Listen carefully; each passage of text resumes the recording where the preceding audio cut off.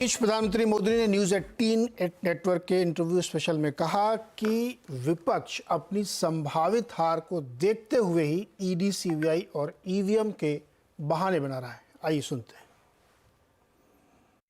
Opposition की सारी parties, Rahul Gandhi, Congress, सब ये कहते हैं कि मोदी जी ये जो है मैच फिक्सिंग कर रहे हैं इस चुनाव पर।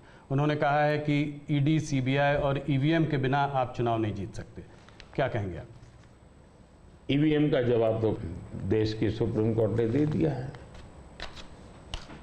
और 2014 में इनके पास ईडी थी, इनके पास सीबीआई थी, तो हार क्यों गए भाई? मेरे होम मिनिस्टर तक को जेल में डाल दिया था, तो हार क्यों गए वो?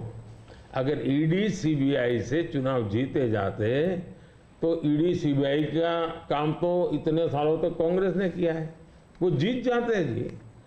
और इतना बड़ा देश एक म्यूनसिपैलिटी का चुनाव फिक्स नहीं कर सकते हो भाई? जरा करके देखो, ये संभव होता है क्या फिक्सिंग? क्या दुनिया को मूर्ख बना। लेकिन दुख इस बात का है कि ऐसी बातें करने वालों को आप मीडिया के लोग उनको पूछने के बजाय हमको पूछते हो। मोदी जी थोड़ा सा, लेकिन इसमें एक बात चौकस है जी, मैं मानता हूं पिछले कई दिनों से इंडिया अलायंस के लोग इतने निराश हो चुके हैं कि अभी उनको बहाने ढूंढना बहुत जरूरी बन गया है, क्योंकि पराजय के बाद भी लोगों के सामने जाने के लिए उनको इसलिए मैं समझता हूं शायद वो अभी से ये सारे तर्क ढूंढ रहे हैं कि पराजय के तर्क क्या होंगे। शायद उसी की उनकी इंटरनल एक्सरसाइज है ये कि आज उत्तर प्रदेश की और देश का हाल ऐसा है कि बड़े बड़े नेता लोकसभा के मैदान से भाग रहे हैं, राज्यसभा का रास्ता खोज रहे हैं, और हुआ वैसा ही है। बड़े लोग ने चुनाव लड़ने के लिए तैयार नहीं है जी, लेकिन हम एक जिम्मेवारी के साथ काम चल रहे हैं, सबको साथ लेकर के चल रहे हैं, और मुझे पक्का विश्वास है कि अब शायद कुछ बचेगा नहीं, उनका कुछ नहीं बचेगा। 2014 से बेहतर परफॉर्मेंस होगी, उनका कुछ बचेगा ही नहीं जी।